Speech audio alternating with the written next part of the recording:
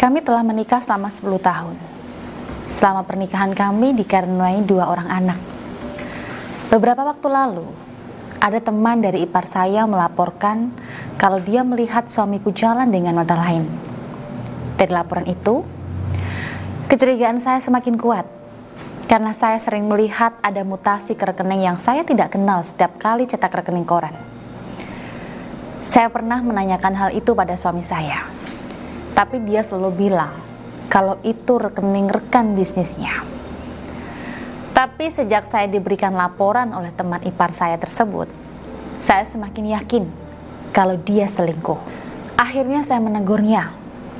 Nah, saat saya tegur, dia justru marah dan bilang kalau itu fitnah, dan justru yang memberi laporan itu iri dengan kebahagiaan keluarga kami. Semenjak itu hubungan kami jadi tidak harmonis dan sering bertengkar. Kalau kami bertengkar, suami lantas pergi dan tidak pulang sampai beberapa hari. Saya bingung menghadapi masalah ini, Bunda Ratu. Saya sangat sakit hati.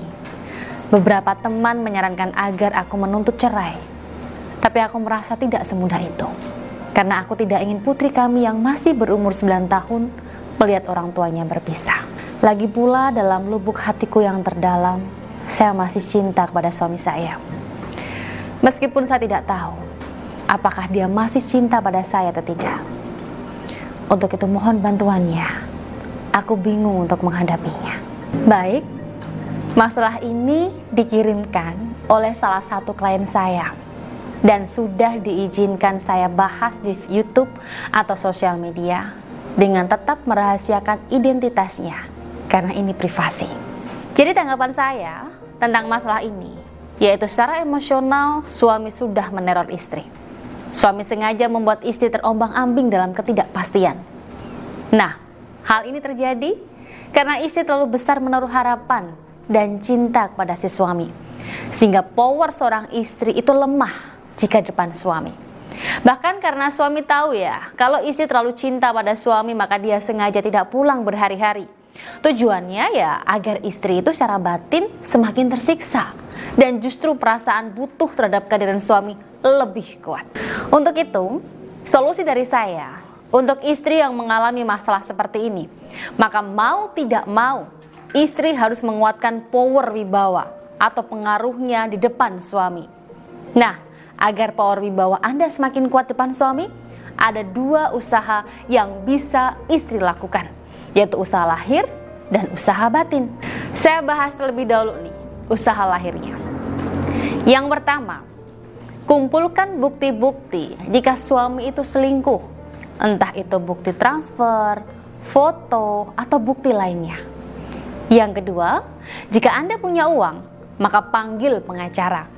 Serahkan bukti-bukti itu dan minta pengacara untuk menjelaskan jika tindakan perselingkuhan suami bisa masuk dalam delik pidana. Dan meski suami menyangkal dan akhirnya minta cerai dengan istri, maka hak asuh dan harta gonogini akan jatuh ke tangan istri karena suami terbukti berkhianat. Itu kalau istri mampu membayar jasa pengacara ya.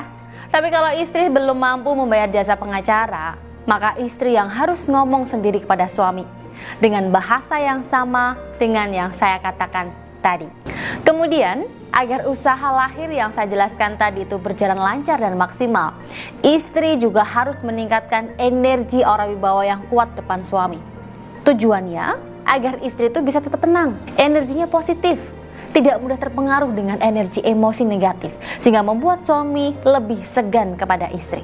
Nah, untuk meningkatkan energi wibawa ini, istri bisa saya bantu menggunakan paket buka aura khusus untuk meningkatkan energi aura wibawa depan suami yang berisi cincin emas ratu aura dan kalung aura. 2 sarana spiritual ini insya Allah mampu menghasilkan vibrasi energi aura wibawa yang positif sehingga mampu membantu istri terlihat lebih kuat, powerful, dan berwibawa di depan suami.